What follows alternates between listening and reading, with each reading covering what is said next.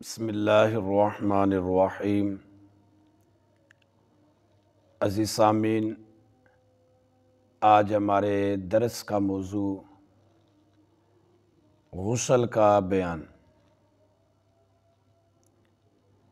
دعا گو ہوں خالق کائنات جل جلالہ ہم سب کو قرآن و سنت کا فہم عطا فرمائے، اس کے ابلاغ و تبلیغ اور اس پر عمل پیرا ہونے کی توفیق عطا فرمائے۔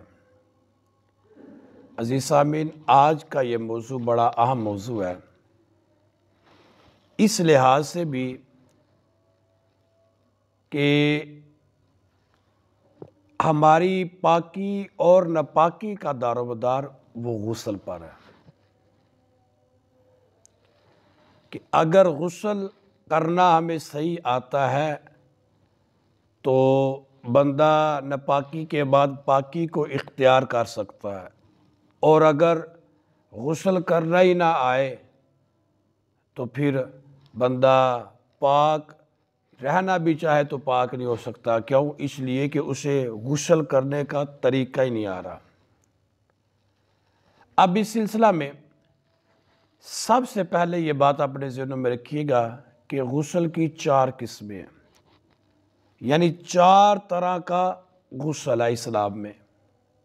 ایک ہے فرض، دوسرا ہے سنت، تیسرا ہے مستحب، اور چوتھا مباح۔ یہ 4 طرح کا غسل اسلام میں ہے۔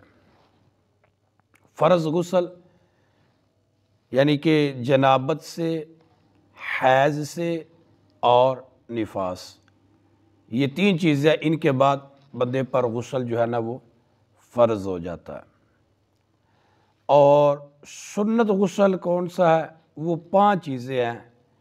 ایک جمعے کے دن غسل کرنا، دوسرا عید الفطر کے وقت غسل کرنا، اور تیسرا عید الاضحیٰ کے وقت غسل کرنا۔ یہ غسل سنت ہے۔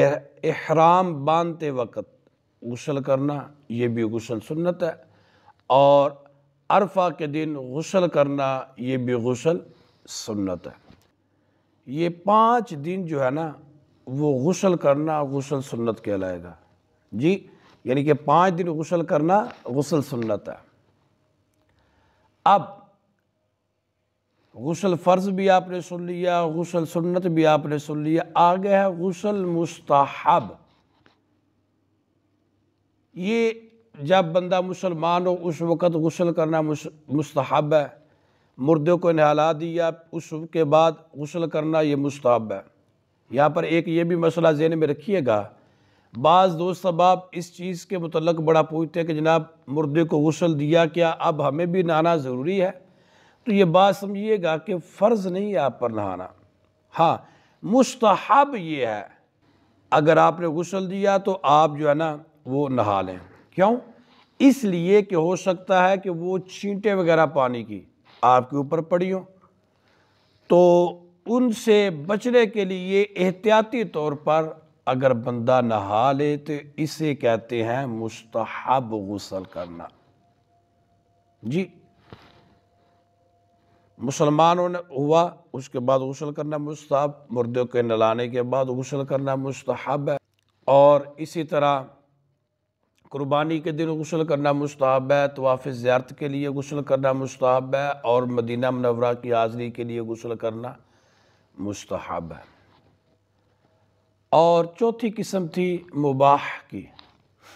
مباح یعنی کہ ٹھنڈک لینے کے لیے غسل کرنا یہ مباح ہے، جیسے کہ گرمی لگ رہی تھی تو بندے نے نہا لیا، یہ مباح ہے۔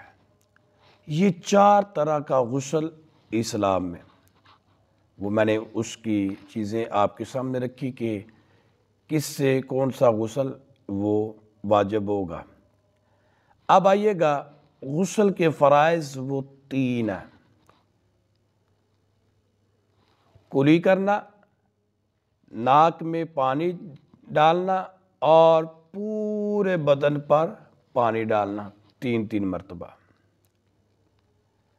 کلی سے مراد جسے ہم غرارہ کہتے ہیں کہ یہ حلق تک پانی پہنچے، اور ناک میں پانی ڈالنا یہ ناک کی جو نرم ہڈی ہے نا یہاں تک پانی جائے، اور پورے جسم پر پانی بہانا، یعنی کہ ایک حصہ بھی جسم کا یعنی بال تک بھی جو ہے نا وہ خشک نہ رہے، ہر چیز تار ہو جائے۔ یہ 3 فرض ہے۔ عزیز سامعین، یہ مختصر سے وقت میں نے آپ کے سامنے غسل کتنی قسم کا اسلام میں وہ بیان کیا، پھر کون کس کے ساتھ جو ہے نا وہ مختص ہے وہ بھی آپ کے سامنے رکھا، پھر اس کے فرض کتنے ہیں وہ بھی آپ کو بتا دیا۔ دعا گو ہوں خالق کائنات جل جلالہ ہم سب کو احکام شریعہ پر چل کر زندگی گزارنے کی توفیق عطا فرمائے۔ اللہ رب العزت ہمیں احکام شریعہ سیکھنے کی بھی، اس کو سکھانے کی بھی، اور لوگوں تک پہنچانے کی بھی توفیق عطا فرمائے۔ وآخر دعوایا ان الحمد للہ رب العالمین۔